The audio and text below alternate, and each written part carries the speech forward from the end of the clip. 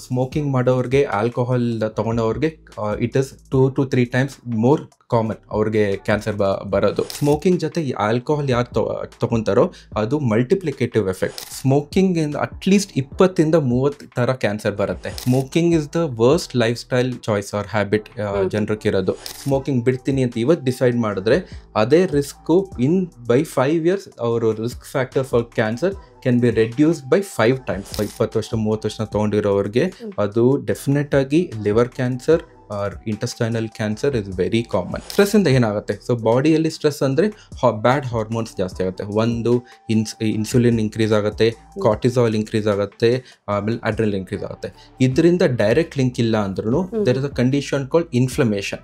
Inflammation is although acute inflammation initially it is good. Chronic inflammation, ತುಂಬ stress ತೊಗೊಂಡವ್ರವರು, ಅವ್ರಿಗೆ ನಿದ್ದೆ ಚೆನ್ನಾಗಿ ಮಾಡಿಲ್ದೇ ಇರೋರಿಗೆ, ಕಂಟಿನ್ಯೂಸ್ ಆಗಿ ಸ್ಟ್ರೆಸ್ ಹಾರ್ಮೋನ್ಸ್ ಜಾಸ್ತಿ ಇರೋರಿಗೆ ಕ್ರಾನಿಕ್ ಇನ್ಫ್ಲಮೇಷನ್ ಆಗುತ್ತೆ. ಸೊ ಕ್ರಾನಿಕ್ ಇನ್ಫ್ಲಮೇಷನ್ ಯಾರಿಗೆ ಜಾಸ್ತಿ ಇರುತ್ತೆ, it has been proved that because of inflammation genetic change ಆಗುತ್ತೆ. ಜೆನೆಟಿಕ್ ಚೇಂಜ್ ಇಂದ ಕ್ಯಾನ್ಸರ್ ಬರೋದು ಚಾನ್ಸಸ್ ಇಸ್ ಜಾಸ್ತಿ. 70% of the cancers, 75% of the cancers life style ಇಂದ ಆಗೋದು.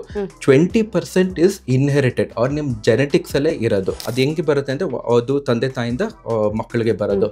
ಈ ಕ್ಯಾನ್ಸರ್ಸ್ಗೆ ಟೆಸ್ಟಿಂಗ್ ಮಾಡಿಸ್ಬೋದು. ಬರೀ ಧ್ವನಿ ಚೇಂಜ್ ಆಗೋದು, ಇಲ್ಲವ್ರೆ ಬರೀ ನಮಗೆ ನಮ್ಮ ಸ್ತನದಲ್ಲಿ ಗಂಟು ಬರೋದು, ಇಲ್ಲವ್ರೆ ಕಾಲು ಕೈಯಲ್ಲಿ ಗಂಟು ಬರೋದು, ಇಲ್ಲೋದ್ರೆ ನಮ್ಮದು ತುಟಿಯಲ್ಲಿ, ಇಲ್ಲೋದ್ರೆ ನಮ್ಮ ನಾಲ್ಗೆ ಮೇಲೆ ಅಲ್ಸರ್ ಬರೋದು, ಇಲ್ಲೋದ್ರೆ ಮೋಷನ್ಸ್ ಅಲ್ಲಿ ಸ್ವಲ್ಪ ರಕ್ತ ಬರೋದು, ಇಲ್ಲೋದ್ರೆ ನಮಗೆ ವೆಯ್ಟ್ ಲಾಸ್, ಕಂಟಿನ್ಯೂಸ್ ಆಗಿ ನಮ್ಮ ತೂಕ ಕಮ್ಮಿ ಆಗೋದು.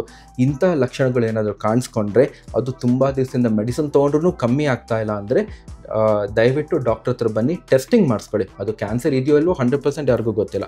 ಟೆಸ್ಟಿಂಗ್ ಮಾಡಿಸಾದ್ಮೇಲೆ ಏನಾದರೂ ತೊಂದರೆ ಇದ್ದರೆ ಬೇಗ ಡಿಟೆಕ್ಟ್ ಆದರೆ again cure is very good. ನಾವು ಕ್ಯಾನ್ಸರ್ಗೆ ಹೆಂಗೆ ಟ್ರೀಟ್ಮೆಂಟ್ ಕೊಡ್ತೀವಿ?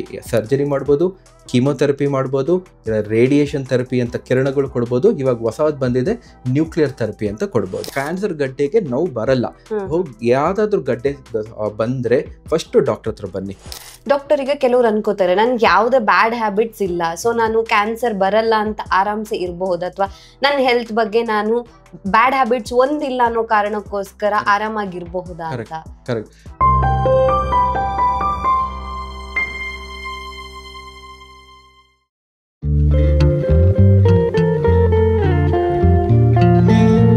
ನಮಸ್ತೆ, ನೀವು ನೋಡ್ತಾ ಇದ್ದೀರಾ ವಿಜಯ್ ಕರ್ನಾಟಕ. ನಾನು ರಕ್ಷಾ ಕೋಟ್ಯಾನ್. ಯಾವುದೇ ಸಿಗರೆಟ್ ಪ್ಯಾಕೆಟ್ ಆಗಿರ್ಬೋದು ಅಥವಾ ಆಲ್ಕೋಹಾಲ್ ಬಾಟಲ್ ಆಗಿರ್ಬೋದು, ಅವು ಎರಡರಲ್ಲೂ ಕೂಡ ಇದು ಆರೋಗ್ಯಕ್ಕೆ ಹಾನಿಕಾರಕ ಅಂತ ಬರೆದಿರ್ತಾರೆ. ಆದರೂ ಕೂಡ ಜನ ಅದನ್ನ ಸೇವನೆ ಮಾಡೋದನ್ನ ನಿಲ್ಲಿಸೋದಿಲ್ಲ. ಯಾಕೆಂತ ಹೇಳಿದ್ರೆ ತುಂಬಾ ಜನರಿಗೆ ಗೊತ್ತಿರೋ ಹಾಗೆ ಧೂಮಪಾನ ಹಾಗೇನೆ ಮದ್ಯಪಾನದಿಂದಾಗಿ ಕ್ಯಾನ್ಸರ್ ಬರುತ್ತೆ ಅನ್ನುವಂಥದ್ದು. ಹಾಗಿದ್ರೆ ಕೆಲವೊಬ್ಬರಿಗೆ ಒಂದು ಡೌಟ್ ಬರಬಹುದು, ಯಾಕೆ ಕ್ಯಾನ್ಸರ್ ಬರೋರ್ಗೆಲ್ಲರೂ ಕೂಡ ಅವರು ಧೂಮಪಾನ ಮಾಡಿರ್ತಾರ ಅಥವಾ ಮದ್ಯಪಾನ ಮಾಡಿರ್ತಾರ ಅಂತ. ಹಾಗಿದ್ರೆ ಸ್ಮೋಕ್ ಮಾಡದೇ ಇದ್ರೂ ಕೂಡ ಅಥವಾ ಆಲ್ಕೋಹಾಲ್ ಸೇವನೆ ಮಾಡದೇ ಇದ್ರೂ ಕೂಡ ಕ್ಯಾನ್ಸರ್ ಬರುತ್ತಾ? ಕ್ಯಾನ್ಸರ್ ಬರೋದಕ್ಕೆ ಯಾವೆಲ್ಲ ಕಾರಣಗಳು ಬೇರೆ ಇದಾವೆ? ಈ ಎಲ್ಲ ವಿಚಾರದ ಬಗ್ಗೆ ಹೆಚ್ಚಿನ ಮಾಹಿತಿಯನ್ನ ತಿಳಿಸ್ಕೊಡೋದಕ್ಕೆ ಇವತ್ತು ನಮ್ಮ ಜೊತೆ ಜಾಯಿನ್ ಆಗಿದ್ದಾರೆ doctor Ashwin KR, surgical oncologist, head of department, Aster hospital, Whitefield. Doctor, ಕಾರ್ಯಕ್ರಮಕ್ಕೆ ಸ್ವಾಗತ. Thank you. ನಮಸ್ತೆ ಡಾಕ್ಟರ್. ಈಗ ಕ್ಯಾನ್ಸರ್ ಅಂದ ತಕ್ಷಣ ತುಂಬಾ ಜನರಿಗೆ ಭಯ ಆಗೇ ಆಗುತ್ತೆ. ಯಾಕಂತ ಹೇಳಿದ್ರೆ ಬೇರೆ ಹೆಲ್ತ್ ಇಶ್ಯೂಸ್ಗಿಂತ ಕ್ಯಾನ್ಸರ್ ಬಂದ್ರೆ ಬದುಕುಳಿಯೋದೇ ಕಷ್ಟ ಅಂತ ಅನ್ಕೊಳ್ಳೋರು ತುಂಬಾ ಜನ ಇರ್ತಾರೆ. ಸೊ ಈ ಕ್ಯಾನ್ಸರ್ ಅಲ್ಲಿ ನಾವು ನೋಡೋದಾದ್ರೆ ಕ್ಯಾನ್ಸರ್ ಬರೋದಕ್ಕೆ ಸ್ಮೋಕಿಂಗ್ ಹಾಗೇನೆ drinks one of the main reason ಅಂತ ಹೇಳ್ತಾರೆ. ಹೌದಾ ಅಂತ? ಹೌದು. ಫಸ್ಟು ಎಲ್ಲರಿಗೂ ಕ್ಯಾನ್ಸರ್ ಅಂದರೆ ಅದು ಯಾರು ಕ್ಯೂರೇ ಮಾಡೋಕ್ಕಾಗಲ್ಲ, ಟ್ರೀಟೇ ಮಾಡೋಕ್ಕಾಗಲ್ಲ, ಅದು ದೊಡ್ಡ ಭ್ರಮೆ. ಅದು 100% ಎಲ್ಲರಿಗೂ ಅರ್ಥ ಆಗಬೇಕು. ಅದು ಕ್ಯಾನ್ಸರ್ ಇಸ್ ಟ್ರೀಟಬಲ್ ಕಂಡೀಷನ್ ಅಂತ. ಕರೆಕ್ಟ್. ಯಾರಿಗೆ ಕ್ಯಾನ್ಸರ್ ಬರುತ್ತೆ? ಹೌದು, ಸ್ಮೋಕಿಂಗ್ ಮಾಡೋರಿಗೆ, ಆಲ್ಕೋಹಾಲ್ ತಗೊಂಡವ್ರಿಗೆ it is 2 to 3 times more common ಅವ್ರಿಗೆ ಕ್ಯಾನ್ಸರ್ ಬರೋದು. ಸೊ ಅದು ಕ್ಯಾನ್ಸರ್ ತುಂಬ ವರ್ಷದಿಂದ ಮಾಡ್ತಾ ಇದ್ರೆ, 10-20 ವರ್ಷದಿಂದ ಮಾಡ್ತಾ ಇದ್ರೆ, ದಿನಕ್ಕೆ ಅರ್ಧ ಪ್ಯಾಕು 1 ಪ್ಯಾಕ್ ತೊಗೊಂಡಿರೋರಿಗೆ cancer definitely more common. Even more important ಏನು ಅಂದರೆ ಆಲ್ಕೋಹಾಲ್ ತೊಗೊಂಡಿರೋರು. ಅದು ಬರೀ ಸ್ಮೋಕಿಂಗ್ ಜೊತೆ ಆಲ್ಕೋಹಾಲ್ ಯಾರು ತಗೊಂತಾರೋ ಅದು ಮಲ್ಟಿಪ್ಲಿಕೇಟಿವ್ ಎಫೆಕ್ಟ್ ಅಂತಂದ್ರೆ ಎರಡು ಅಂತಿರೋರ್ಗೆ ಇನ್ನು ತುಂಬಾ it is the risk factor is double or triple or much more. So always smoking is the worst. Hmm. Alcohol okay occasionally ತಗೊಂತಾರೆ ಅಂದ್ರೆ okay, but smoking and alcohol is one of the worst factors where 20% 30% more chances of cancer develop. Okay, ಹಾಗಿದ್ರೆ smoke ಮಾಡೋದ್ರಿಂದ ಯಾವೆಲ್ಲ cancer ಬರುತ್ತೆ ಅಂತ? Smoking ಇಂದ at least 20-30 ತರ cancer ಬರುತ್ತೆ. ಅದು ಸ್ಟಾರ್ಟಿಂಗ್ ಬಾಯಿ ಕ್ಯಾನ್ಸರ್, ಥ್ರೋಟ್ ಕ್ಯಾನ್ಸರ್, ನಮ್ದು ಫುಡ್ ಪೈಪ್ ಕ್ಯಾನ್ಸರ್, ನಮ್ದು ಜಠರ್ ಕ್ಯಾನ್ಸರ್, ನಮ್ಮ ಕರಳದು ಕ್ಯಾನ್ಸರ್, ಇಲ್ಲೋದ್ರೆ ಕಿಡ್ನಿ ಕ್ಯಾನ್ಸರ್, ಬ್ಲಾಡರ್ ಕ್ಯಾನ್ಸರ್, ಲೇಡೀಸಲ್ಲಿ ಗರ್ಭಕೋಶ cancer. This are the most common cancer. ಅದು ಬಿಟ್ಬಿಟ್ಟು ಬೇರೆ cancers like breast cancer, ovarian cancer ಆಗ್ಬೋದು. ಸೊ ಅಟ್ಲೀಸ್ಟ್ 20 ಥರ cancer can be avoided if smoking is not done. So most of the cancer ಅದರಿಂದನೂ ಬರಬಹುದು easily. Smoking is the worst lifestyle choice or habit ಜನರಿಗೆ ಇರೋದು. If ನಿಮ್ಗೆ ಬರೀ smoking ಇವಾಗ ಜನರು ಸ್ಮೋಕಿಂಗ್ ಬಿಡ್ತೀನಿ ಅಂತ ಇವತ್ತು ಡಿಸೈಡ್ ಮಾಡಿದ್ರೆ ಅದೇ risk by 5 years our risk factor for cancer can be reduced by 5 times, which is a major way of avoiding cancer. Okay, drinks ಇಂದ ಯಾವ್ದು ಬರುತ್ತೆ ಅಂತ? ಡ್ರಿಂಕ್ಸ್, ಎಸ್, ಡ್ರಿಂಕ್ಸ್ ಸ್ಮೋಕಿಂಗ್ ಅಷ್ಟು ಇಲ್ಲ ಅಂತ ಅಂದ್ರೂ ಸೊ ಡ್ರಿಂಕ್ಸ್ ಕಂಟಿನ್ಯೂಸ್ ಆಗಿ ದಿನ ತಗೊಳೋದು, ಇಲ್ಲದ್ರೆ ತುಂಬ 20 ವರ್ಷ 30 ವರ್ಷ ತಗೊಂಡಿರೋರಿಗೆ ಅದು ಡೆಫಿನೆಟ್ ಆಗಿ liver cancer intestinal cancer is very common. ಅದು ಹೇಳಿದ್ನಲ್ಲ, ಸ್ಮೋಕಿಂಗ್ ಜೊತೆ ಯಾರು ಆಲ್ಕೋಹಾಲ್ ತಗೊಂತಾರೆ risk become 3 to 4 times. Okay, ಈಗ ಡ್ರಿಂಕ್ಸ್ ಬಗ್ಗೆ ಹೇಳಿದಾಗ ನೆನಪಾಯ್ತು, ಕೆಲವ್ರು ಹೇಳ್ತಾರೆ ಡ್ರಿಂಕ್ಸ್ ಮಾಡಿದ್ಮೇಲೆ ಊಟ ಮಾಡಬೇಕು, ಏನು ಎಫೆಕ್ಟ್ ಆಗೋದಿಲ್ಲ, ಬರೀ ಡ್ರಿಂಕ್ಸ್ ಮಾಡಿದ್ರೆ ಎಫೆಕ್ಟ್ ಆಗುತ್ತೆ ಅಂತ ಹೇಳ್ತಾರೆ. ಅದು ಅದು ಬೇರೆಯವ್ರು ಹೇಳಿರೋದು ಇದನ್ನ ಊಟ ಮಾಡಿದ್ರೆ ಅಬ್ಸಾರ್ಪ್ಷನ್ ಕಮ್ಮಿ ಆಗುತ್ತೆ. ಏನ್ ಒಳಗೆ ಆಲ್ಕೋಹಾಲ್ ಒಳಗೆ ಹೋಗಿದ ತಕ್ಷಣ ಅದು ಅಬ್ಸಾರ್ಪ್ಷನ್ ಆಗಿ ಅದು it has to get detoxified, liver ಅಲ್ಲಿ ಡಿಟಾಕ್ಸಿಫೈ ಆಗೇ ಆಗತ್ತೆ. ಊಟ ತಗೊಂಡೇ ಇದ್ರು risk is the same. So smoking ಇಂದ ಡ್ರಿಂಕ್ಸ್ ಇಂದ ರಿಸ್ಕ್ ಇದ್ದೇ ಇರುತ್ತೆ. ಕಂಪ್ಯಾರಿಟಿವ್ಲಿ ಸ್ಮೋಕ್ ಅಲ್ಲಿ ಇನ್ನೂ ಜಾಸ್ತಿ ಇರುತ್ತೆ. Smoking is by evidence, by ನಮ್ ರಿಸರ್ಚ್ ಆಗಿರಲ್ಲ ತೋರಿಸಿದ್ರೆ ಸ್ಮೋಕಿಂಗ್ ಇಂದ cancer chances is the highest. Alcohol is okay, but in both habits are bad. Okay, ಇವಾಗ ಒಂದು ಡೌಟ್ ಬರುತ್ತೆ, ಸ್ಮೋಕಿಂಗ್ ಮಾಡದೇ ಇರೋರಲ್ಲಿ ಅಥವಾ ಡ್ರಿಂಕ್ಸ್ ಮಾಡದೇ ಇರೋರಲ್ಲಿ ಕ್ಯಾನ್ಸರ್ ಬರೋಲ್ವಾ? ತುಂಬಾ ಜನರಿಗೆ ಬಂದಿದೆ ಅನ್ನೋ ಉದಾಹರಣೆ ಕೂಡ ಇದೆ. ಇದ್ರ ಬಗ್ಗೆ ಏನ್ ಹೇಳ್ತೀರಾ ಡಾಕ್ಟರ್? ಕರೆಕ್ಟ್. ಲೈಫ್ ಸ್ಟೈಲಲ್ಲಿ ಎಸ್, ಹ್ಯಾಬಿಟ್ಸಲ್ಲಿ ಸ್ಮೋಕಿಂಗ್ ಆ್ಯಂಡ್ ಆಲ್ಕೋಹಾಲ್ ಫಸ್ಟ್ ಇದ್ದನ್ನು ಎಷ್ಟೊಂದು ಜನ ಸರ್ ನಾವು ಅರ್ಚಕರು ಸ್ಮೋಕಿಂಗ್ ಮಾಡಲ್ಲ, ಆಲ್ಕೋಹಾಲ್ ತೊಗೊಳಲ್ಲ, ವೆಜಿಟೇರಿಯನ್ ಫುಡ್ ತೊಗೊತೀನಿ, ಆದರೂ ಏನಕ್ಕೆ ಬರುತ್ತೆ? ಇದು ಬಿಟ್ಬಿಟ್ಟು ಸ್ಮೋಕಿಂಗ್ ಆಲ್ಕೋಹಾಲ್ ಬಿಟ್ಬಿಟ್ಟು ತುಂಬ ಜನಕ್ಕೆ ಕಾರಣಗಳಿರುತ್ತೆ ಬರೋದು. ಒಂದು ಏರ್ ಪೊಲ್ಯೂಷನ್ ಇಂದ ಇರ್ಬೋದು, ಇಲ್ಲೋದ್ರೆ ಸ್ಟ್ರೆಸ್ ಇಂದ ಇರ್ಬೋದು. ಅದಕ್ಕಿಂತ ಮೋಸ್ಟ್ ಇಂಪಾರ್ಟೆಂಟ್ ಇಸ್ ನಮ್ಮದು ಆಹಾರ, ಡಯಟ್. ಅದರಲ್ಲಿ ಡಯಟ್ ಚೆನ್ನಾಗಿಲ್ಲ ಅಂತ ಅಂದರೆ, ಅವರು ರೆಗ್ಯುಲರ್ ಆಗಿ ಊಟ ತೊಗೊತಾ ಇಲ್ಲ, ಅದು ತೊಗೊತಾ ಇರೋದು ಆರ್ಗ್ಯಾನಿಕ್ ಫುಡ್ ಇಲ್ಲ ಅಂತ ಅಂದರೆ, ಅದಾದಮೇಲೆ ಎಕ್ಸಸೈಸ್ ಮಾಡಲ್ಲ ಅಂತಂದರೆ, ಸ್ಮೋಕಿಂಗ್ ಆಲ್ಕೋಹಾಲ್ ಬಿಟ್ರು ಇದೆಲ್ಲ ಏನಾದರೂ ಫ್ಯಾಕ್ಟರ್ಸ್ ಇದ್ರೆ ಅವ್ರಿಗೂ ಕ್ಯಾನ್ಸರ್ ಬರುತ್ತೆ, ಕಾರಣ ಆಗುತ್ತೆ. 100% ಕಾರಣ. ಈಗ ಏರ್ ಪೊಲ್ಯೂಷನ್ ಅಂದ್ರೆ ವಾಯು ಮಾಲಿನ್ಯ ಹೇಗೆ ಕಾರಣ ಆಗುತ್ತೆ? ಅಂದ್ರೆ ಶ್ವಾಸಕೋಶದ ಕ್ಯಾನ್ಸರ್ ಒಂದಕ್ಕೇನಾ ಅಥವಾ ಬೇರೆ ಏನದಕ್ಕಾರು? So mostly environmental factors, yes, air pollution ಇಂದ ರೆಸ್ಪಿರೇಟರಿ ಕಾಸಸ್ ಅಂತ ಇದ್ದೇ ಇರುತ್ತೆ. ಅದು ತುಂಬಾ ವರ್ಷದಿಂದ ಏರ್ ಪೊಲ್ಯೂಷನ್ ಏನಾದ್ರು ಎಕ್ಸ್ಪೋಜರ್ ಇದ್ರೆ ಅದನ್ನ ಇವರು ಹಳೆ ಕಾಲದಲ್ಲಿ ನಮ್ಮ ಅಜ್ಜಿ ತಾತ ಅವರೆಲ್ಲ ಒಳಗೆ ಅವಾಗ ಸ್ಟವ್ ಇರ್ಲಿಲ್ಲ, ಅದು ಕೆಂಡದಲ್ಲಿ ಮಾಡ್ತಾ ಇದ್ರಲ್ಲ, ಅಂತವ್ರಿಗೆ ಕಂಟಿನ್ಯೂಸ್ ಆಗಿ ಅಬ್ಸಾರ್ಪ್ಷನ್ ಆಗ್ತಾ ಇದ್ದಾಗ ಅದರಿಂದನೂ ಆಗುತ್ತೆ. ಪ್ಯಾಸಿವ್ ಸ್ಮೋಕ್ ಇಂದ ಆಗ್ಬೋದು, ಎಕ್ಸಾಕ್ಟ್ಲಿ, ಒಲೆ ಊದೋದ್ರಿಂದ. ಅವ್ರೆ ಎನ್ವೈರನ್ಮೆಂಟ್, ನೀವು ಕೆಲಸ ಎಲ್ಲಿ ಮಾಡ್ತೀರಾ, ಅವ್ರ ಫ್ಯಾಕ್ಟ್ರಿ ಎಲ್ಲಿ ಮಾಡಬೇಕಾದ್ರೆ ಅದನ್ನ ಏನಾದ್ರು ನಾವು ಇನ್ಹಲೇಷನ್ ಮಾಡಿದ್ರೆ, ಅದನ್ನ ಒಳಗೆ ತಗೊಂಡ್ರೆ ಉಸಿರಲ್ಲಿ, ಅದರಿಂದನೂ ಕ್ಯಾನ್ಸರ್ ಆಗ್ಬೋದು. ಸೊ ಅದ್ ಬಿಟ್ಬಿಟ್ಟು ಡಯಟ್, ಅದಾದ್ಮೇಲೆ ಎಕ್ಸಸೈಸ್, ಆಮೇಲೆ ಸ್ಟ್ರೆಸ್, ಇದರಿಂದ ಅಂತೂ apart from smoking alcohol 100% risk factors are very. ಈಗ ಸ್ಟ್ರೆಸ್ ಇಂದ ಹಾರ್ಟ್ ರಿಲೇಟೆಡ್ ಪ್ರಾಬ್ಲಮ್ ಬರುತ್ತೆ, ಡಯಾಬಿಟಿಸ್ ಬರುತ್ತೆ ಅಥವಾ BP ಬರುತ್ತೆ ಅಂತ ಗೊತ್ತು. ಆದ್ರೆ ಸ್ಟ್ರೆಸ್ಸಿಗೂ ಕ್ಯಾನ್ಸರ್ಗೂ ಹೇಗೆ ಸಂಬಂಧ ಅಂತ? ಸೊ ಸ್ಟ್ರೆಸ್ ಇಂದ ಏನಾಗುತ್ತೆ? ಸೊ ಬಾಡಿಯಲ್ಲಿ ಸ್ಟ್ರೆಸ್ ಅಂದ್ರೆ ಬ್ಯಾಡ್ ಹಾರ್ಮೋನ್ಸ್ ಜಾಸ್ತಿ ಆಗುತ್ತೆ. ಒಂದು ಇನ್ಸುಲಿನ್ ಇನ್ಕ್ರೀಸ್ ಆಗುತ್ತೆ, ಕಾರ್ಟಿಸಾಲ್ ಇನ್ಕ್ರೀಸ್ ಆಗುತ್ತೆ, ಆಮೇಲೆ ಅಡ್ರಿನಲ್ ಇನ್ಕ್ರೀಸ್ ಆಗುತ್ತೆ. ಇದರಿಂದ ಡೈರೆಕ್ಟ್ ಲಿಂಕ್ ಇಲ್ಲ ಅಂದ್ರೂ there is a condition called inflammation. Inflammation is although acute acute inflammation initially it is good. Chronic inflammation ತುಂಬ ಸ್ಟ್ರೆಸ್ ತೊಗೊಂಡವರು, ಅವ್ರಿಗೆ ನಿದ್ದೆ ಚೆನ್ನಾಗಿ ಮಾಡಿಲ್ದೇ ಇರೋರಿಗೆ, ಕಂಟಿನ್ಯೂಸ್ ಆಗಿ ಸ್ಟ್ರೆಸ್ ಹಾರ್ಮೋನ್ಸ್ ಜಾಸ್ತಿ ಇರೋರಿಗೆ ಕ್ರಾನಿಕ್ ಇನ್ಫ್ಲಮೇಷನ್ ಆಗುತ್ತೆ. ಸೊ ಕ್ರಾನಿಕ್ ಇನ್ಫ್ಲಮೇಷನ್ ಯಾರಿಗೆ ಜಾಸ್ತಿ ಇರುತ್ತೆ, it has been proved that because of inflammation genetic change ಆಗುತ್ತೆ. ಜೆನೆಟಿಕ್ ಚೇಂಜಿಂದ ಕ್ಯಾನ್ಸರ್ ಬರೋದು ಚಾನ್ಸಸ್ ಇಸ್ ಜಾಸ್ತಿ. ಅದಕ್ಕೆ ಏನು ಮಾಡ್ತೀವಿ, ಸ್ಟ್ರೆಸ್ ಜಾಸ್ತಿ ತೊಗೊಬೇಡಿ, ಅವ್ರಿಗೆ ರೆಗ್ಯುಲರ್ ಯೋಗ ಮಾಡಿ, ಮೆಡಿಟೇಷನ್ ಮಾಡಿ, ಅಟ್ಲೀಸ್ಟ್ 7 to 8 hours ನಮಗೆ ನಿದ್ದೆ ಮಾಡಿ. ಇದರಿಂದ ಸ್ಟ್ರೆಸ್ ಎಷ್ಟು ಸ್ಟ್ರೆಸ್ ಕಮ್ಮಿ ಮಾಡ್ತೀರಾ, ಇನ್ಸುಲಿನ್ನು ಆವಾಗ ಕಮ್ಮಿ ಆಗುತ್ತೆ, ಕಾರ್ಟಿಸಾಲ್ ಅಡ್ರಿನಲಿನ್ ಕಮ್ಮಿ ಆಗುತ್ತೆ, ಇನ್ಫ್ಲಮೇಷನ್ ಕಮ್ಮಿ ಆಗುತ್ತೆ. ಇನ್ಫ್ಲಮೇಷನ್ ಇಂದ cancer chances also less. Doctor, ಈಗ ಫುಡ್ ಅಲ್ಲಿ ಇಂಥ ಫುಡ್ ಅನ್ನ ತಿಂದ್ರೆ ಕ್ಯಾನ್ಸರ್ ಬರುತ್ತೆ, ಇಂಥ ಫುಡ್ ನಮ್ಮ ಆರೋಗ್ಯಕ್ಕೆ ಒಳ್ಳೇದು ಅಂತ ಪರ್ಟಿಕ್ಯುಲರ್ ಆಗಿ ಹೇಳೋದಕ್ಕಾಗುತ್ತಾ? ಕರೆಕ್ಟ್. ಸೊ ನಮ್ಮ ಆಹಾರ is very important for cancer ಕಂಟ್ರೋಲ್ಗೆ. ಸೊ ಏನು ಮಾಡಬೇಕು, ಆಹಾರ ಎಲ್ಲರೂ ಅನ್ಕೊತಾರೆ ಒಳ್ಳೆ ಆಹಾರ ಮಾತ್ರ ತೊಗೊಬೇಕು, ಅದೊಂದೇ ಅಲ್ಲ. ಆಹಾರ ಹೆಂಗೆ ಪ್ರಿಪ್ರೇಷನ್, ಕುಕ್ಕಿಂಗ್ ಹೆಂಗೆ ಮಾಡಿಸ್ಬೇಕು, ಆಮೇಲೆ ಆಹಾರ ಯಾವಾಗ ತೊಗೊಬೇಕು ಇಸ್ ಆಲ್ಸೋ ಇಂಪಾರ್ಟೆಂಟ್. ಇವಾಗ ಒಳ್ಳೆ ಊಟ ಯಾವುದು, organic food, that is vegetables, fruit, ಆಮೇಲೆ ಫೈಬರ್ ಜಾಸ್ತಿ ಇರೋ ಫುಡ್ಡು, ಎಕ್ಸಾಕ್ಟ್ಲಿ ಅಂಥದ್ದು ಎಲ್ಲ ಇಸ್ ವೆರಿ ಇಂಪಾರ್ಟೆಂಟ್. ಇದನ್ನ ಒಳ್ಳೆ ಫುಡ್ ತೊಗೊಂಡು, ಆರ್ಗ್ಯಾನಿಕ್ ಪೆಸ್ಟಿಸೈಡ್ಸ್ ಎಲ್ಲ ತೊಗೊಂಡು ಕಮ್ಮಿ ಇರೋದನ್ನ that is good food.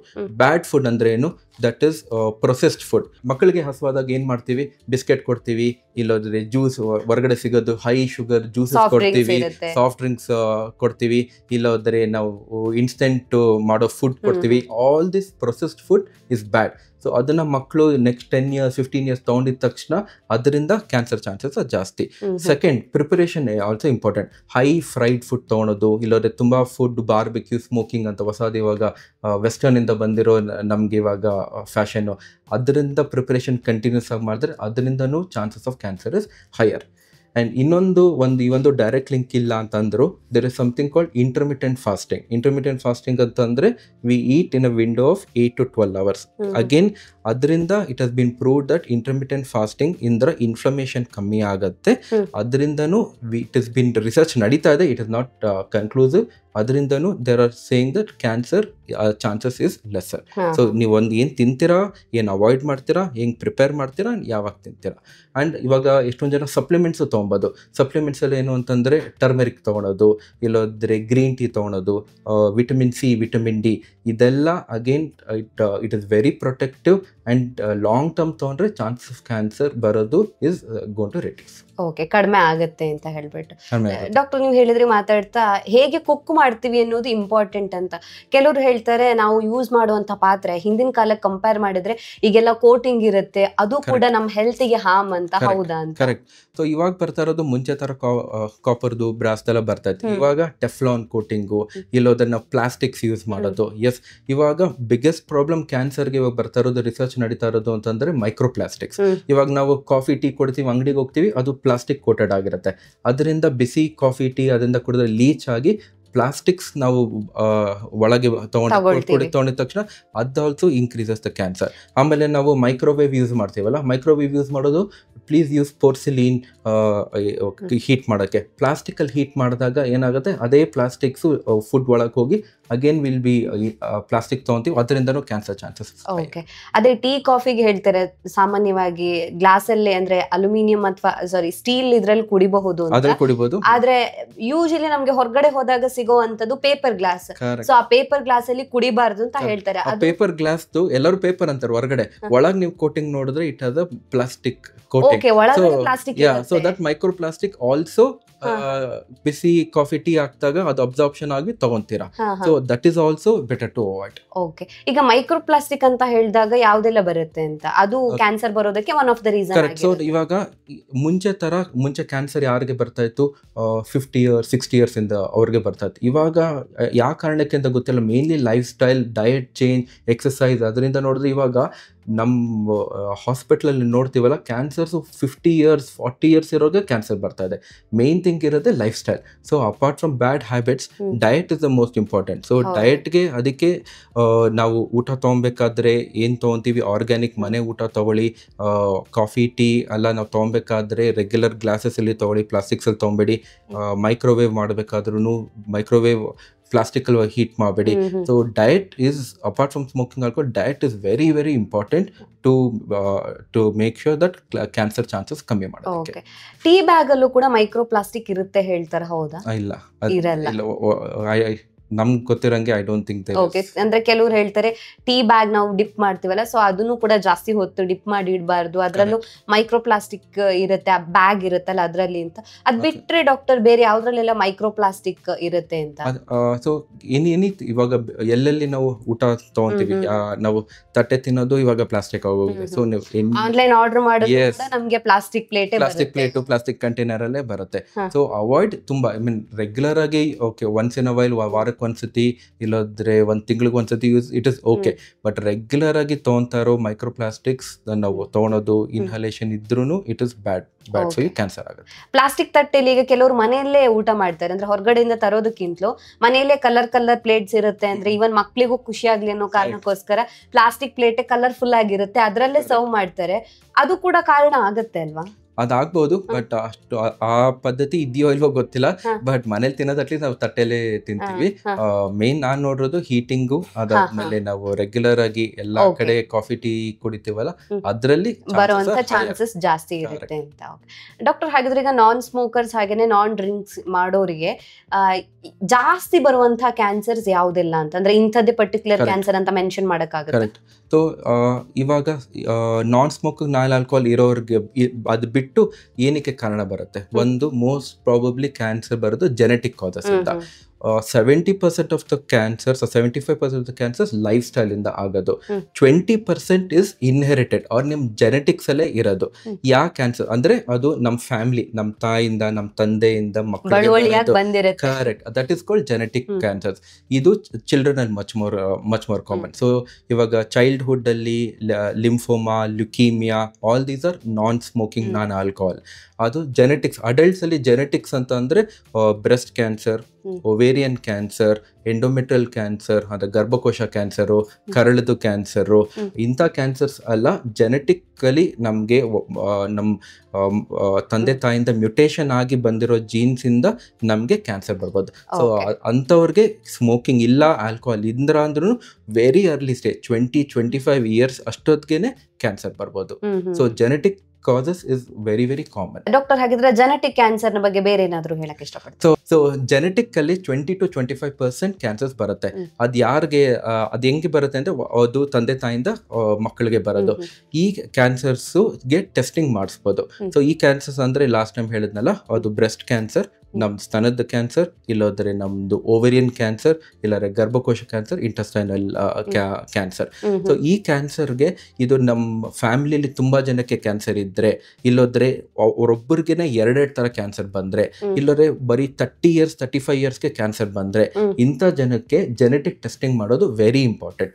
Genetic testing ಅಂದ್ರೆ ತುಂಬಾ ಕಾಂಪ್ಲಿಕೇಟೆಡ್ ಅಲ್ಲ. ಮುಂಚೆ ತರ ಅವರು ಬರೀ 2 ml ಇಲ್ಲಾದ್ರೆ 3 ml ಬ್ಲಡ್ ತಗೊಂತಾರೆ, ಅದನ್ನ ಟೆಸ್ಟಿಂಗ್ಗೆ ಕಳಿಸ್ಕೊಡ್ತಾರೆ. ಅದನ್ನ 15 days ಅಲ್ಲಿ ರಿಪೋರ್ಟ್ ಬರುತ್ತೆ, ಅದರಲ್ಲಿ ನಿಮ್ಗೆ ಏನಾದ್ರು ಜೆನೆಟಿಕ್ ಚೇಂಜ್ ಇದೆಯೋ ಇಲ್ವೋ ಅಂತ. ಇದು ಏನಕ್ಕೆ ಇಂಪಾರ್ಟೆಂಟ್ ಅಂದ್ರೆ ಜೆನೆಟಿಕ್ ಟೆಸ್ಟಿಂಗ್ ಮಾಡೋದು, ಅದು ಫಸ್ಟ್ ನಿಮಗೆ ರಿಸ್ಕ್ ಏನು, ಏನಾದರೂ ಆ ಟೆಸ್ಟಿಂಗ್ ಅಲ್ಲಿ 150 genes ಟೆಸ್ಟಿಂಗ್ ಅಲ್ಲಿ ನಿಮಗೆ ಏನಾದ್ರು ಜೆನೆಟಿಕ್ ಪ್ರಾಬ್ಲಮ್ ಇದ್ರೆ ಕ್ಯಾನ್ಸರ್ ಬರೋ ಚಾನ್ಸಸ್ ಜಾಸ್ತಿ. ಸೊ ನೀವೇ you can be protective.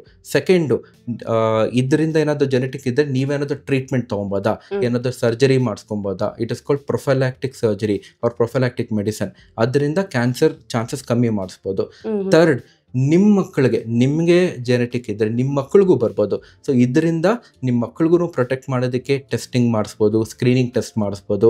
So lot of genetic testing ಅಂತೂ ಇಸ್ ರೆವಲ್ಯೂಷನೈಸ್ ಕ್ಯಾನ್ಸರ್ನ. ಇವಾಗ ಪ್ರಿವೆನ್ಷನ್ ಹೆಂಗ್ ಮಾಡ್ಬೋದು, ಟ್ರೀಟ್ಮೆಂಟ್ ಮಾಡ್ಬೋದು. ಆಮೇಲೆ ಒಂದು ಫೇಮಸ್ ಆಕ್ಟ್ರೆಸ್ ಇದ್ದಾರೆ, ಆಂಜೆಲಿನಾ ಜೋಲಿ ಅಂತ. Angelina Jolie was famous actress. ಅವ್ರಿಗೇನಾಯ್ತು, ವೆರಿ ಇಂಟ್ರೆಸ್ಟಿಂಗ್, ಅವರು ತಾಯಿಗೆ ಬ್ರೆಸ್ಟ್ ಕ್ಯಾನ್ಸರ್ ಬಂತು. ಸೊ ಅವ್ರದ್ದು ಜೆನೆಟಿಕ್ ಟೆಸ್ಟಿಂಗ್ ಮಾಡಿದಾಗ ಅವ್ರದ್ದು ಪಾಸಿಟಿವ್ ಬಂತು, ಆಕ್ಟ್ರೆಸ್ಗೂ ಆಂಜೆಲಿನಾ ಜೋಲಿಗೂ ಪಾಸಿಟಿವ್ ಬಂತು. ಸೊ ಅವಾಗ ಅವರೇ ಡಿಸೈಡ್ ಮಾಡಿದ್ರು ಅವ್ರಿಗೆ ಕ್ಯಾನ್ಸರ್ ನನಗೆ ಬೇಡ ಅಂತ. ಸೊ ಅವ್ರು ಏನ್ ಮಾಡಿದ್ರು, ಡಾಕ್ಟರ್ ಹತ್ರ ಹೋದ್ರು, ಅವ್ರದ್ದು 2 ಸ್ತನದ ಸರ್ಜರಿ ಮಾಡಿಸ್ಕೊಂಡ್ರು. ಅದಾದ್ಮೇಲೆ ಗರ್ಭಚೀಲ ಓವರಿ ಕ್ಯಾನ್ಸರ್ ಬರ್ಬೋದು ಅಂತ ಅಂದ್ಬಿಟ್ಟು ಅವ್ರದ್ದು ಓವರೀಸ್ ಇಂದ ಎಗ್ಸ್ ನ ಪ್ರಿಸರ್ವ್ ಮಾಡ್ಬಿಟ್ಟು ಅದನ್ನು ಸರ್ಜರಿ ಮಾಡಿಸು. These are called as prophylactic surgery. So ಏನಾದರೂ ಜೆನೆಟಿಕ್ ಚೇಂಜಸ್ ಏನಾದರೂ ಕಾಣಿಸ್ಕೊಂಡ್ರೆ ನೀವು ಸ್ಕ್ರೀನಿಂಗ್ ಟೆಸ್ಟಿಂಗು ಮಾಡ್ಬೋದು. ಸೊ ಕ್ಯಾನ್ಸರ್ ಅರ್ಲಿ ಡಿಟೆಕ್ಟ್ ಮಾಡೋದಕ್ಕೆ, ಇಲ್ಲೋದ್ರೆ ಕ್ಯಾನ್ಸರ್ ಏನಾದರೂ ಕಮ್ಮಿ ಮಾಡಬೇಕು ಅಂದರೆ ಸರ್ಜರಿ ಮಾಡ್ಕೊಬೋದು, ಇಲ್ಲಾಂದರೆ ಮೆಡಿಸಿನ್ ತೊಗೊಬೋದು. ಓಕೆ, ಬೇರೆ ಯಾವ್ದೆಲ್ಲ ಕ್ಯಾನ್ಸರ್ ಬರುತ್ತೆ ಅಂದ್ರೆ ಜೆನೆಟಿಕಲಿ ಬರೋದು ಒಂದು ಹೇಳಿದ್ರಿ, ಅಂಡ್ ಸ್ಮೋಕಿಂಗ್ ಇಂದ ಅಥವಾ ಡ್ರಿಂಕ್ಸ್ ಮಾಡೋದ್ರಿಂದ, ಆಲ್ಕೋಹಾಲ್ ತಗೊಳ್ಳೋದ್ರಿಂದ ಒಂದಿಷ್ಟು ಕ್ಯಾನ್ಸರ್ಗಳು ಬರುತ್ತೆ. ಲೈಫ್ ಸ್ಟೈಲ್ ಇಂದ ಬರುವಂತ ಪರ್ಟಿಕ್ಯುಲರ್ ಕ್ಯಾನ್ಸರ್ ಹೇಳಕ್ಕಾಗತ್ತೆ? ಕರೆಕ್ಟ್. ಸೊ ಇವಾಗ ಯೂಶಲಿ ಎನಿ ಕ್ಯಾನ್ಸರ್ ಬಂದ್ರೆ ಒಂದೇ ಅಲ್ಲ, ಬರೀ ಸ್ಮೋಕಿಂದ ಇಷ್ಟೇ ಬರುತ್ತಾ? ಇದು ಮಲ್ಟಿ ಫ್ಯಾಕ್ಟೋರಿಯಲ್. ಒಬ್ಬರಿಗೆ ಕ್ಯಾನ್ಸರ್ ಬರ್ತಾ ಇದೆ ಅಂತಂದ್ರೆ ಕಾಸ್ ತುಂಬಾ ಕಾರಣ ಇರ್ಬೋದು. ಸೊ ಎಲ್ಲರೂ ವೀಕ್ಷಕರಿಗೂ ಎಕ್ಸ್ಪ್ಲೇನ್ ಮಾಡೋದು ಅಂತಂದ್ರೆ, ಕರೆಕ್ಟ್, ಇವಾಗ ಜೆನೆಟಿಕ್ಸ್ ಅಂತೂ ನಾವು ಚೇಂಜ್ ಮಾಡೋಕ್ಕಾಗಲ್ಲ, ನಮ್ಮ ತಂದೆ ತಾಯಿನ ಕೊಟ್ಟಿದ್ರು ನಮ್ಗೆ ಬಂದೇ ಬರುತ್ತೆ. ಬಟ್ ರಿಸ್ಕ್ ಫ್ಯಾಕ್ಟರ್ಸ್ ಯಾವ್ದು ಕಮ್ಮಿ ಮಾಡ್ಬೋದು? Obviously habits is most important. That is smoking, alcohol ಎಷ್ಟು ಸ್ಟಾಪ್ ಮಾಡಿದ್ರೆ ಬೆಸ್ಟ್, ಬಟ್ ಎಷ್ಟು ಕಮ್ಮಿ ಆಗುತ್ತೋ ಅಷ್ಟು ಕಮ್ಮಿ. ಸೆಕೆಂಡು ಡಯಟ್ ಹೇಳಿದ್ನಲ್ಲ, ಡಯಟಿಂದ ನ್ಯೂಟ್ರಿಷನಸ್ ಡಯಟ್ ತೊಗೊಂಡು ಟೈಮಿಗೆ ಡಯಟ್, ಊಟ, ಪೌಷ್ಟಿಕ ಆಹಾರ ತೊಗೊಂಡ್ರೆ ಅದರಿಂದ ಕಮ್ಮಿ ಆಗುತ್ತೆ. ಸ್ಟ್ರೆಸ್ಸಿಂದ ಯೋಗ ಮಾಡಿ, ಮೆಡಿಟೇಷನ್ ಮಾಡಿ, ಎಕ್ಸಸೈಸ್ ಮಾಡಿ, ಮಿನಿಮಮ್ 30 minutes a day. ಇದರಿಂದ ಆಮೇಲೆ ಅಟ್ಲೀಸ್ಟ್ 6 to 7 hours ಸ್ಲೀಪ್, ನಿದ್ದೆ ಮಾಡಿ. ಅದರಿಂದ ನಮಗೆ ಸ್ಟ್ರೆಸ್ ಕಮ್ಮಿ ಆದ ರಿಸ್ಕ್ ಕಮ್ಮಿ ಆಗುತ್ತೆ.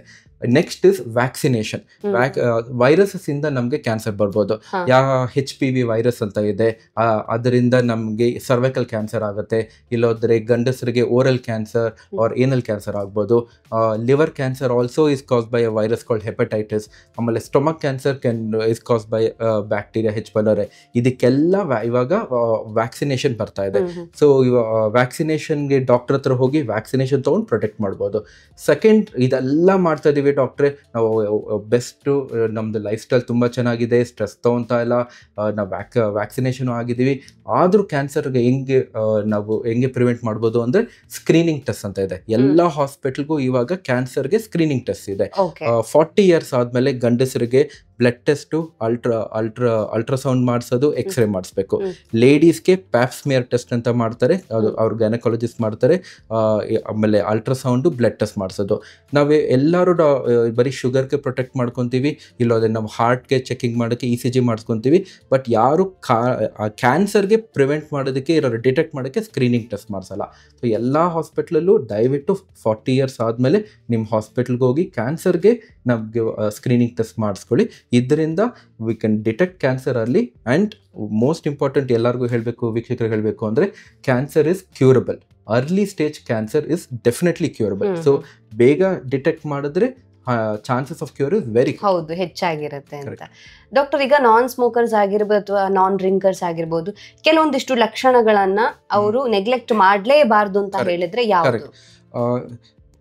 ಕ್ಯಾನ್ಸರ್ದು ಮೇನ್ ಪ್ರಾಬ್ಲಮ್ ಇಸ್ ಅದು ಸಿಂಪ್ಟಮ್ಸು ನಾನ್ ಸ್ಪೆಸಿಫಿಕ್. ಅಂದರೆ ಇಟ್ ಇಸ್ ಬರೋ ಒಳ್ಳೆ ನಮಗೆ ಬರೀ ಧ್ವನಿ ಚೇಂಜ್ ಆಗೋದು, ಇಲ್ಲದ್ರೆ ಬರೀ ನಮಗೆ ನಮ್ಮ ಸ್ತನದಲ್ಲಿ ಗಂಟು ಬರೋದು, ಇಲ್ಲದ್ರೆ ಕಾಲು ಕೈಯಲ್ಲಿ ಗಂಟು ಬರೋದು, ಇಲ್ಲೋದ್ರೆ ನಮ್ಮದು ತುಟಿಯಲ್ಲಿ, ಇಲ್ಲದ್ರೆ ನಮ್ಮ ನಾಲ್ಗೆ ಮೇಲೆ ಅಲ್ಸರ್ ಬರೋದು, ಇಲ್ಲೋದ್ರೆ ಮೋಷನ್ಸಲ್ಲಿ ಸ್ವಲ್ಪ ರಕ್ತ ಬರೋದು, ಇಲ್ಲೋದ್ರೆ ನಮಗೆ ವೆಯ್ಟ್ ಲಾಸ್, ಕಂಟಿನ್ಯೂಸ್ ಆಗಿ ನಮ್ಮ ತೂಕ ಕಮ್ಮಿ ಆಗೋದು. ಇಂಥ ಲಕ್ಷಣಗಳು ಏನಾದರೂ ಕಾಣಿಸ್ಕೊಂಡ್ರೆ, ಅದು ತುಂಬ ದಿವಸದಿಂದ ಮೆಡಿಸಿನ್ ತೊಗೊಂಡ್ರೂ ಕಮ್ಮಿ ಆಗ್ತಾ ಇಲ್ಲ ಅಂದರೆ ದಯವಿಟ್ಟು ಡಾಕ್ಟರ್ ಹತ್ರ ಬನ್ನಿ, ಟೆಸ್ಟಿಂಗ್ ಮಾಡಿಸ್ಕೊಳ್ಳಿ. ಅದು ಕ್ಯಾನ್ಸರ್ ಇದೆಯೋ ಇಲ್ವೋ 100% ಯಾರಿಗೂ ಗೊತ್ತಿಲ್ಲ. ಟೆಸ್ಟಿಂಗ್ ಮಾಡಿಸಾದ್ಮೇಲೆ ಏನಾದರೂ ತೊಂದರೆ ಇದ್ದರೆ, ಬೇಗ ಡಿಟೆಕ್ಟ್ ಆದರೆ again cure is very good. Doctor, viral infection ಹಾಗೇನೆ ಕ್ಯಾನ್ಸರ್, ಇವೆರಡರ ನಡುವೆ ಏನಾದರೂ ಕನೆಕ್ಷನ್ಸ್ ಇದೆಯಾ, ಹೇಗೆ ಅಂತ? ಡೆಫಿನೆಟ್ಲಿ ವೈರಲ್ ಇನ್ಫೆಕ್ಷನ್ ಅಲ್ಲಿ ಹ್ಯೂಮನ್ ಪ್ಯಾಪಿಲೋಮಾ ವೈರಸ್, ಆ ವೈರಸ್ ಇಂದ cancers mainly ladies, that is cervical cancer ಅಂತ ಆಗತ್ತೆ.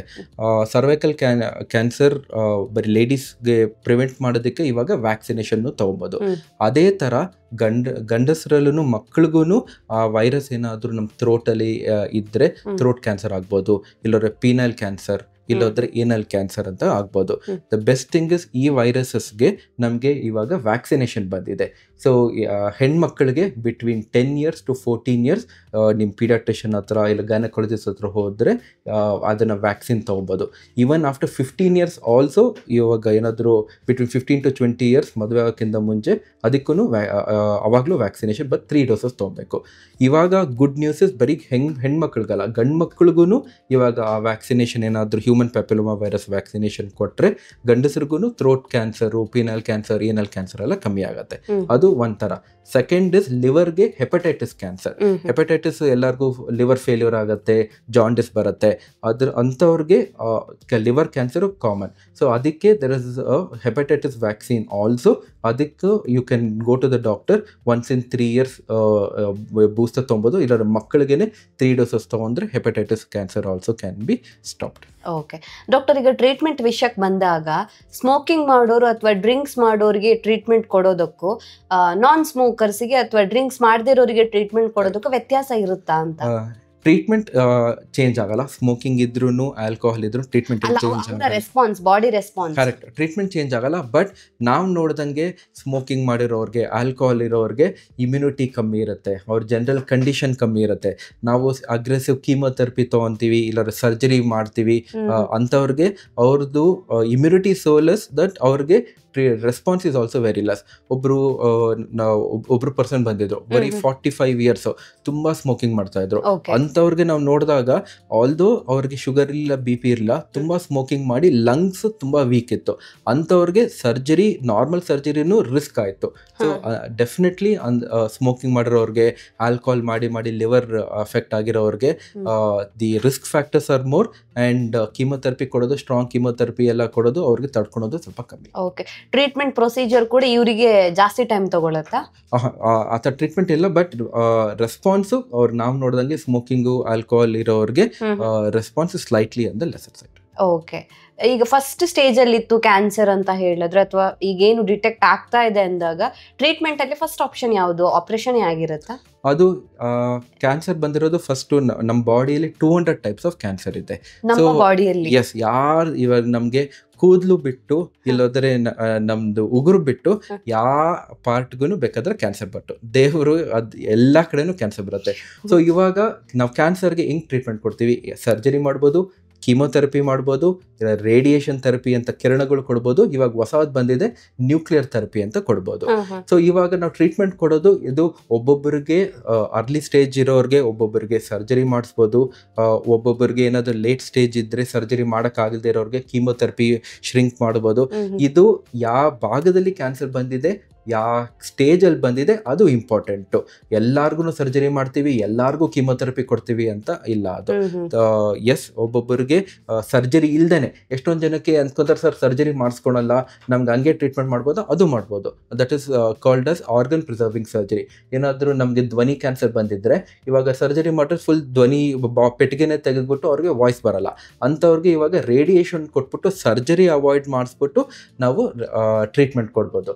ಎಷ್ಟೊಂದು ಜನ ಸ್ತನ ಕ್ಯಾನ್ಸರ್ ಬರುತ್ತೆ, ಎಲ್ಲಾರ್ಗೂ ಅನ್ಕೊಂಡಿದ್ದಾರೆ ಎಲ್ಲಾರ್ಗು ಫುಲ್ ಸ್ತನ ತೆಗಿಬೇಕು ಅಂತ. ಅದು ಇನ್ನೊಂದು ಭ್ರಮೆ. ಮೆಡಿಸಿನ್ ಕೊಟ್ಬಿಟ್ಟು ಶ್ರಿಂಕ್ ಮಾಡಿಸ್ಬಿಟ್ಟು ನಾವು ಬರೀ ಗಂಟು ಮಾತ್ರ ತೆಗೆದ್ಬಿಟ್ಟು ಕ್ಯೂರ್ ಮಾಡಿಸ್ಬೋದು. ಸೊ ತುಂಬಾ ರಿಸರ್ಚ್ ನಡೀತಾ ಇದೆ. ಆಮೇಲೆ ಇವಾಗ ರೊಬೋಟಿಕ್ ಸರ್ಜರಿ ಅಂತ ಹೊಸದು ಬಂದಿದೆ, ಅದು ಕೈ ಆಪರೇಷನ್ ಮಾಡ್ದೇನೆ ರೊಬೋಟಿಕ್ಸ್ ಮಾಡಿಸ್ಬೋದು. ತುಂಬಾ ರಿಸರ್ಚ್ ನಡೀತಾ ಇದೆ. ಸೊ ಅದು ಯಾವ ಸ್ಟೇಜು, ಯಾವ ಥರ ಕ್ಯಾನ್ಸರ್ ನೋಡಿಕೊಂಡು ನಾವು ಟ್ರೀಟ್ಮೆಂಟ್ ಕೊಡ್ತೀವಿ. ಓಕೆ, ಎಲ್ಲ ಗೆಡ್ಡೆಗಳು, ಎಲ್ಲ ಲಂಪ್ಸ್ ಕೂಡ ಕ್ಯಾನ್ಸರ್ ಆಗಿರುತ್ತಾ? ಕರೆಕ್ಟ್. ಯಾವ ಗಡ್ಡೆ ಬಂದ್ರೂ ನೀವು ಅದು ದೊಡ್ಡದಾಗ್ತಾ ಇದೆ, ನೋವು ಕೊಡ್ತಾ ಇದೆ, ಇಲ್ಲೋದ್ರೆ ಅದು ಇದು ತುಂಬ ತಿಂಗಳಿಂದ ಇದೆ ಅಂತ ಅಂದರೆ ಅದನ್ನು ಡೆಫಿನೆಟ್ ಆಗಿ ಡಾಕ್ಟರ್ ಹತ್ರ ಹೋಗಿ. ಸೊ ಯಾವ ಡಾಕ್ಟ್ರೂ ನೋಡಿದ ತಕ್ಷಣ ಕ್ಯಾನ್ಸರ್ ಇದೆಯೋ ಇಲ್ವೋ ಅಂತ 100% ಹೇಳೋಕ್ಕಾಗಲ್ಲ. ಫಸ್ಟ್ ಏನು ಮಾಡ್ತೀವಿ, ಗಂಟು ಬಂದರೆ ಫಸ್ಟ್ ಸ್ಕ್ಯಾನಿಂಗ್ ಮಾಡ್ತೀವಿ. ಇಲ್ಲಾಂದ್ರೆ ಡೌಟ್ ಇದ್ರೆ ಗೆಡ್ಡೆಯಲ್ಲಿ ಕೆಲವು ನೋವಿರೋದಿಲ್ಲ, ಲಂಪ್ಸ್, ಸೊ ನೋವಿಲ್ದಿರೋ ಲಂಪ್ಸ್ ಕೂಡ ಕ್ಯಾನ್ಸರ್ ಇರುತ್ತೆ ಅಂತ ಹೇಳ್ತಾರೆ. ಎಸ್, ಕ್ಯಾನ್ಸರ್ಗೆ ಗಡ್ಡೆ ಮೇನ್, ಕ್ಯಾನ್ಸರ್ ಗಡ್ಡೆಯಲ್ಲಿ ನೋವಿರಲ್ಲ. ಎಷ್ಟೋ ಒಬ್ರು ಲೇಡಿ ಬಂದಿದ್ದು 70 years old, ಅವ್ರಿಗೆ ಹೇಳಿದ್ರು ಅವ್ರಿಗೆ ಸ್ತನದಲ್ಲಿ ಗಂಟಿತ್ತು. ಅವ್ರಿಗೆ ಎಷ್ಟು ತಿಂಗಳಿಂದ ಇತ್ತು ನಿಮ್ಗೆ ಅಂತಂದ್ರೆ 8 ತಿಂಗಳಿಂದ ಇತ್ತು ಅಂತಂದ್ರು. ಮತ್ತೆ ಗಂಟು ಏನಕ್ಕೆ ನೀವು ಗಂಟು ಇಟ್ಕೊಂಡು ನೀವು 8 ತಿಂಗಳಿಂದ ನಮ್ಮ ಹತ್ರ ಡಾಕ್ಟರ್ ಹತ್ರ ಬಂದಿಲ್ಲ ಅಂದ್ರೆ, ಇಲ್ಲ ಡಾಕ್ಟರ್ ನೋವೇ ಕೊಡ್ಲಿಲ್ಲ, ಮತ್ತೆ ಗಡ್ಡೆ ಇತ್ತು, ಸ್ವಲ್ಪ ದೊಡ್ಡದಾಯ್ತು, ಇವಾಗ ಸ್ವಲ್ಪ ನಮ್ಗೆ ನೋವು ಬಂತು ಅಂತ ಬಂತು. ಸೊ ಅವರು ಕ್ಯಾನ್ಸರ್ ಗಡ್ಡೆಗೆ ನೋವು ಬರಲ್ಲ. ಯಾವುದಾದ್ರೂ ಗಡ್ಡೆ ಬಂದರೆ ಫಸ್ಟು ಡಾಕ್ಟರ್ ಹತ್ರ ಬನ್ನಿ, ಸ್ಕ್ಯಾನಿಂಗ್ ಮಾಡ್ತೀವಿ. ಏನಾದರೂ ಡೌಟ್ ಇದ್ದರೆ ನಾವೇನು ಚಿಕ್ಕ ಬಯೋಪ್ಸಿ ಅಂತ ಮಾಡ್ತೀವಿ. ಅದರಲ್ಲಿ ಏನಾದರೂ ಡೌಟ್ ಇದ್ದರೆ ಆವಾಗಲೇ ಟ್ರೀಟ್ಮೆಂಟ್ ಮಾಡೋದು. ಬಟ್ ಅದು ಮೇಯ್ನು ಅವೇರ್ನೆಸ್. ತುಂಬ ಜನಕ್ಕೆ ಇವಾಗ ಅವೇರ್ನೆಸ್ ಆಗ್ತಾ ಇದೆ. ಅದು ಇದರಲ್ಲಿ ಲೇಡೀಸಲ್ಲಿ ಅದು 50 ವರ್ಷ 60 ವರ್ಷ ಎಲ್ಡರ್ಲಿ ಲೇಡೀಸಲ್ಲಿ ಇವಾಗ ಗೊತ್ತಾಗ್ತಾ ಇದೆ ದಟ್ ಕ್ಯಾನ್ಸರ್ ಗಡ್ಡೆಗೆ ನೋವಿರಲ್ಲ ಅಂತ. ಯಾವ ತೊಂದರೆ ಇದ್ರೂ ಡಾಕ್ಟರ್ ಹತ್ರ ಬನ್ನಿ, ಟೆಸ್ಟಿಂಗ್ ಮಾಡ್ತೀವಿ. ಟೆಸ್ಟಿಂಗ್ ಮಾಡಿಸ್ಬಿಟ್ಟು ಅದು ಕ್ಯಾನ್ಸರ್ ಗಡ್ಡೆನೋ ಸಾಧಾರಣ ಗಡ್ಡೆನೋ ಆರಾಮಾಗಿ ಗೊತ್ತಾಗುತ್ತೆ. ಓಕೆ, ಸೊ ಎಷ್ಟು ಬೇಗ ಡಿಟೆಕ್ಟ್ ಮಾಡ್ತೀವಿ ಅಷ್ಟು ಒಳ್ಳೆಯದು ಟ್ರೀಟ್ಮೆಂಟ್. ಎಲ್ಲ ಕ್ಯಾನ್ಸರ್ಗೂ first stage, second stage, third stage, fourth stage ಇರುತ್ತೆ. ಕ್ಯಾನ್ಸರ್ ಏನಾದರೂ ಬೇಗ ಸ್ಕ್ರೀನಿಂಗ್ ಟೆಸ್ಟಲ್ಲಿ ಇಲ್ಲ ನೀವು ಬೇಗ ಬಂದು ಡಿಟೆಕ್ಟ್ ಮಾಡಿ ಫಸ್ಟ್ ಸ್ಟೇಜಲ್ಲಿ ಏನಾದರೂ ಡಿಟೆಕ್ಟ್ ಆದರೆ cancer cure is very good. ಅಂಥವ್ರಿಗೆ ನಾವು ಒಬ್ಬೊಬ್ಬರಿಗೆ ಸರ್ಜರಿ ಅವಾಯ್ಡ್ ಮಾಡ್ಬೋದು, ಒಬ್ಬೊಬ್ಬರಿಗೆ ಕೀಮೊಥೆರಪಿ ಅವಾಯ್ಡ್ ಮಾಡ್ಬೋದು. So cure is very good early ಸ್ಟೇಜಲ್ಲಿ ಡಿಟೆಕ್ಟ್ ಆದರೆ. ಕೆಲವರು ಪೆಸ್ಟಿಸೈಡ್ಸ್ ಹಾಕ್ತಾರೆ, ಅಥವಾ ಫ್ರೂಟ್ಸ್ ಆಗಿರ್ಬೋದು, ವೆಜಿಟೇಬಲ್ಸ್, ಏನೋ ಒಂದು ಪ್ಲಾಂಟ್ ಗ್ರೋ ಮಾಡ್ತಾರೆ ಅಂದ್ರೆ ಅದನ್ನ ನಾವು ಸೇವನೆ ಮಾಡೋದ್ರಿಂದ ಆಗಿರ್ಬೋದು, ಅಥವಾ ಫುಡ್ ಪ್ರಿಸರ್ವೇಟರ್ ನಿಂದ ಅದು ಹೇಗೆ ನಮ್ಮ ಆರೋಗ್ಯದ ಮೇಲೆ ಪರಿಣಾಮ ಬೀರುತ್ತೆ? ಕರೆಕ್ಟ್. ಸೊ ಇವಾಗ ಮುಂಚೆ ಥರ ಇಲ್ಲ. ನಮಗೆ ಇವಾಗ ಆರ್ಗ್ಯಾನಿಕ್ ಫುಡ್ ಇವಾಗ ಇಸ್ ವೆರಿ ಇಂಪಾರ್ಟೆಂಟ್. ಇವಾಗ ನಾವು ತಿನ್ನೋದೆಲ್ಲಾನು ಇದರಲ್ಲಿ ಬಿ ಪೆಸ್ಟಿಸೈಡ್ಸ್ ಇರುತ್ತೆ, ಇಲ್ಲೋದ್ರೆ ಆರ್ಟಿಫಿಷಿಯಲ್ ಕಲರಿಂಗ್ ಇರುತ್ತೆ, ಇಲ್ಲೋದ್ರೆ ಇವಾಗ ಎಷ್ಟೊಂದು ಜನ ಹೆಣ್ಮಕ್ಳಿಗೆ ಮುಂಚೆ ಅವ್ರಿಗೆ ಪ್ಯೂಬರ್ಟಿ ಆಗ್ತಾ ಇದ್ದಿದ್ದು 14 years 15 years. ಇವಾಗ ಆರ್ಗ್ಯಾನಿಕ್ ಮಿಲ್ಕ್ ತೊಗೊಂಡಿರೋರು ಹಾರ್ಮೋನ್ಸು, ಬಿಕಾಸ್ ಇವಾಗ ಹಸುಗಳಿಗೆಲ್ಲ ಜಾಸ್ತಿ ಹಾಲು ಬರೋದಕ್ಕೆ ಪ್ರೊಡಕ್ಷನ್ ಜಾಸ್ತಿ ಆಗಲಿ ಅಂದ್ಬಿಟ್ಟು ಹಾರ್ಮೋನ್ಸ್ ಕೊಡ್ತೀವಿ. ಅದೇ ಹಾರ್ಮೋನ್ಸು ನಮ್ಮ ಮಕ್ಕಳು ತೊಗೊಂಡಾಗ puberty is becoming also higher. So ಅದಕ್ಕೆ ನಾವು avoid all kind of artificial food or it is processed food, pesticides ಇರೋ ಫುಡ್, ಎನಿಥಿಂಗ್ ಕೆಮಿಕಲ್ ನಾವು ತಗೊಂಡಾಗ ಡೆಫಿನೆಟ್ಲಿ ಬಾಡಿ ಒಳಗೆ ಆಗುತ್ತೆ ಅಂತ ಯಾರಿಗೂ ಏನು ಗೊತ್ತಿಲ್ಲ. Definitely it causes increase risk of cancer. Doctor, ಈಗ ಕೆಲವ್ರು ಅನ್ಕೋತಾರೆ ನನ್ಗೆ ಯಾವುದೇ ಬ್ಯಾಡ್ ಹ್ಯಾಬಿಟ್ಸ್ ಇಲ್ಲ, ಸೊ ನಾನು ಕ್ಯಾನ್ಸರ್ ಬರಲ್ಲ ಅಂತ ಆರಾಮ್ಸೆ ಇರಬಹುದು, ಅಥವಾ ನನ್ನ ಹೆಲ್ತ್ ಬಗ್ಗೆ ನಾನು ಬ್ಯಾಡ್ ಹ್ಯಾಬಿಟ್ಸ್ ಒಂದಿಲ್ಲ ಅನ್ನೋ ಕಾರಣಕ್ಕೋಸ್ಕರ ಆರಾಮಾಗಿರ್ಬಹುದಾ ಅಂತ. ಕರೆಕ್ಟ್. ಸೊ ಎಲ್ಲರೂ ಅನ್ಕೋತಾರೆ ಕ್ಯಾನ್ಸರು ಬರೀ ಲೈಫ್ ಸ್ಟೈಲ್ ಮಾತ್ರ ಇಂದ ಬರುತ್ತೆ ಅಂತ. ಲೈಫ್ ಸ್ಟೈಲ್ ಇವಾಗ ಸ್ಮೋಕಿಂಗ್ ಮಾಡ್ತಲ್ಲ, ಅವರು ಆಲ್ಕೋಹಾಲ್ ತೊಗೊತಲ್ಲ, ಇಲ್ಲ ಸರ್ ನಾವು ಡಯಟು ತುಂಬ ಚೆನ್ನಾಗಿ ನೋಡ್ಕೊತೀವಿ, ಅದಾದಮೇಲೆ ಎಕ್ಸಸೈಸು ಮಾಡ್ತೀವಿ, ಇದು ಬಿಟ್ಬಿಟ್ಟು ಕ್ಯಾನ್ಸರ್ಸ್ ಬರೋದು ಚಾನ್ಸಸ್ ಇಸ್ 10 to 15%. ಏನಕ್ಕೆ ಅಂದರೆ ಏನಾದರೂ ಜೆನೆಟಿಕಲಿ ಏನಾದ್ರು ಚಾನ್ಸಸ್ ಇದ್ದರೆ ಡೆಫಿನೆಟ್ ಆಗಿ ಕ್ಯಾನ್ಸರ್ ಬರ್ಬೋದು. ಸೆಕೆಂಡ್, ಇನ್ಫೆಕ್ಷನ್ ಏನಾದರೂ ಇದ್ದರೆ, ಹೇಳಿದ್ನಲ್ಲ virus, human papillomavirus, hepatitis virus, ಅದರಿಂದನೂ ಕ್ಯಾನ್ಸರ್ ಬರೋ ಚಾನ್ಸಸ್ ಜಾಸ್ತಿ. ಆಲ್ದೋ ರಿಸ್ಕ್ ಇಸ್ ಲೆಸ್, ಅವ್ರಿಗೂ ಕ್ಯಾನ್ಸರ್ ಬರೋದಿದೆ, ಬಟ್ 10% ಅಷ್ಟೇ. ಬಟ್ ಇಂಥವ್ರಿಗೆ very good lifestyle, diet ಎಲ್ಲ ಇರೋರಿಗೆ at least screening test once a year screening test ಮಾಡಿಸ್ಕೊಂಡು and you can prevent cancer, detect cancer ಅಲ್ಲಿ. ಸೊ ಸ್ಮೋಕ್ ಮಾಡದೇ ಇದ್ರು ಅಥವಾ ಆಲ್ಕೋಹಾಲ್ ತಗೊಳ್ದೇ ಇದ್ರು ಕೂಡ ಕ್ಯಾನ್ಸರ್ ಬರುತ್ತೆ. ಹಾಗಂತ ನಾವೇನಿಲ್ಲಿ ಸ್ಮೋಕ್ ಮಾಡಿ ಅಥವಾ ಆಲ್ಕೋಹಾಲ್ ತಗೊಳ್ಳಿ ಅಂತ ಏನು ಹೇಳ್ತಾ ಇಲ್ಲ, ಆದ್ರೆ ಅದ್ ತಗೊಳ್ದೇ ಇದ್ರೂ ಕೂಡ ಕ್ಯಾನ್ಸರ್ ಬರುವಂತ ರಿಸ್ಕ್ ಇರುತ್ತೆ. ಯಾಕೆಂದ್ರೆ ನಿಮ್ಮ ಲೈಫ್ ಸ್ಟೈಲ್ ಇಂಪಾರ್ಟೆಂಟ್ ಆಗಿರುತ್ತೆ. ಲೈಫ್ ಸ್ಟೈಲ್ ಮಾಡಿಫಿಕೇಶನ್ ಮಾಡದೆ ಹೋದ್ರೆ ಈ ರೀತಿಯ ಪ್ರಾಬ್ಲಮ್ಸ್ ಬರುತ್ತೆ ಅಂತ ಹೇಳ್ಬಿಟ್ಟು. ಸೊ ಡಾಕ್ಟರ್, ಕೊನೆಯದಾಗಿ ಏನಾದ್ರು ಹೇಳಕ್ ಇಷ್ಟಪಡ್ತೀರಾ ವೀಕ್ಷಕರಿಗೆ? ಅದೇ, ಕ್ಯಾನ್ಸರ್ ಈಸ್ ಕ್ಯೂರಬಲ್. ಕ್ಯಾನ್ಸರ್ ಬಗ್ಗೆ ಅದಕ್ಕೆ ಯಾವುದು ಟ್ರೀಟ್ಮೆಂಟೇನೇ ಇಲ್ಲ, ಅದಕ್ಕೆ ಭಯ ಪಡ್ಕೊಳೋದು ಅದು ನೆಸೆಸಿಟಿ ಇಲ್ಲ. ರೆಗ್ಯುಲರಾಗಿ ಸ್ಕ್ರೀನಿಂಗ್ ಟೆಸ್ಟ್ ಮಾಡಿಸಿ, ನೀವು ಮಾಡಲಿಲ್ಲ ಅನ್ನೋ ನಿಮ್ಮ ತಂದೆ ತಾಯಿಗೆ ಅವ್ರ ಬರ್ತ್ಡೇಗೆ ಅವ್ರಿಗೆ ಹೊರಗಡೆ ಕರ್ಕೊಂಡು ಹೋಗ್ಬಿಟ್ಟು ಸೀರೆ ಕೊಡಿಸ್ಬಿಟ್ಟು ಇದನ್ನು ಶರ್ಟ್ ಕೊಡಿಸೋ ಬದಲು ಹಾಸ್ಪಿಟಲ್ ಕರ್ಕೊಂಬಂದ್ಬಿಟ್ಟು ರೆಗ್ಯುಲರ್ ಸ್ಕ್ರೀನಿಂಗ್ ಟೆಸ್ಟ್ ಮಾಡಿಸ್ಕೊಳ್ಳಿ. ಎಲ್ಲರಿಗೂ ಒಳ್ಳೆ ಆಹಾರ ತಿನ್ನಿ. ಡೆಫಿನೆಟಾಗಿ ಸ್ಮೋಕಿಂಗು, ಆಲ್ಕೋಹಾಲು ಎಷ್ಟಾಗುತ್ತೋ ಅಷ್ಟು ಕಂಪ್ಲೀಟಾಗಿ ಸ್ಟಾಪ್ ಮಾಡಿದ್ರೆ very good, because direct link ಇರುತ್ತೆ. ಅದಾದ್ಮೇಲೆ ನಿಮ್ಮ ಮಕ್ಕಳಿಗೆ ವ್ಯಾಕ್ಸಿನೇಷನ್ ರೆಗ್ಯುಲರಾಗಿ ಆ್ಯಂಟಿ ಕ್ಯಾನ್ಸರ್ ವ್ಯಾಕ್ಸಿನೇಷನ್ ಮಾಡಿಸಿ. ಆಮೇಲೆ ನಿಮ್ಮ ಮನೇಲಿ ತುಂಬ ಜನಕ್ಕೆ ಕ್ಯಾನ್ಸರ್ ಬಂತು, ಇಲ್ಲ ನಿಮಗೇನೆ ಅರ್ಲಿ ಸ್ಟೇಜಲ್ಲಿ ಕ್ಯಾನ್ಸರ್, ಅರ್ಲಿ ಏಜಲ್ಲಿ ಕ್ಯಾನ್ಸರ್ ಬಂದಿದೆ ಅಂತ ಅಂದರೆ ಜೆನೆಟಿಕ್ ಟೆಸ್ಟ್ ಮಾಡಿಸಿ. ಸಿಂಪಲ್ ಜೆನೆಟಿಕ್ ಟೆಸ್ಟ್ 10,000 rupees ಅಷ್ಟೇ.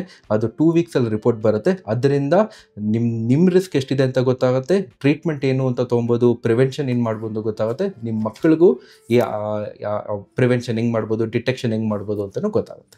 Thank you so much doctor. ನಮ್ಮ ಇವತ್ತಿನ ಕಾರ್ಯಕ್ರಮದಲ್ಲಿ ಕ್ಯಾನ್ಸರ್ ಬರೋದಕ್ಕೆ ಯಾವುದೆಲ್ಲ ಅಂಶಗಳ ಕಾರಣ ಆಗುತ್ತೆ, ಸ್ಮೋಕ್ ಮಾಡದೇ ಇದ್ರೂ ಬರುತ್ತೆ, ಆಲ್ಕೋಹಾಲ್ ಸೇವನೆ ಮಾಡದೇ ಇದ್ರೂ ಬರುತ್ತೆ, ಆದರೆ ಅವೆರಡನ್ನ ತಗೊಂಡ್ರೆ ರಿಸ್ಕ್ ಇನ್ನೂ ಕೂಡ ಜಾಸ್ತಿ ಆಗಿರುತ್ತೆ. ಸೊ ಲೈಫ್ ಸ್ಟೈಲ್ ಮಾಡಿಫಿಕೇಶನ್ ಮಾಡೋದು ತುಂಬಾನೇ ಇಂಪಾರ್ಟೆಂಟ್ ಅನ್ನೋದನ್ನ ನಮ್ಮ ವೀಕ್ಷಕರಿಗೆ ತಿಳಿಸ್ಕೊಟ್ಟಿದ್ದೀರಾ. Thank you so much. Thank you. ನಮ್ಮ ಇವತ್ತಿನ ಕಾರ್ಯಕ್ರಮದಲ್ಲಿ ಕ್ಯಾನ್ಸರ್ ಬರುವುದಕ್ಕೆ ಕಾರಣ ಏನು, ನಾವು ಅದನ್ನ ಯಾವ ರೀತಿಯಾಗಿ ತಡೆಗಟ್ಟಬಹುದು ಅನ್ನೋದ್ರ ಬಗ್ಗೆ ಡಾಕ್ಟರ್ ನಮಗೆ ಹೆಚ್ಚಿನ ಮಾಹಿತಿಯನ್ನ ತಿಳಿಸ್ಕೊಟ್ಟಿದ್ದಾರೆ. ಆರೋಗ್ಯಕ್ಕೆ ಸಂಬಂಧಿಸಿದಂತ ಹೆಚ್ಚಿನ ವಿಡಿಯೋಗಳನ್ನ ನಮ್ಮ ವಿಜಯ ಕರ್ನಾಟಕ ಹೆಲ್ತ್ ಪೇಜ್ ನಲ್ಲಿ ನೀವು ನೋಡಬಹುದು.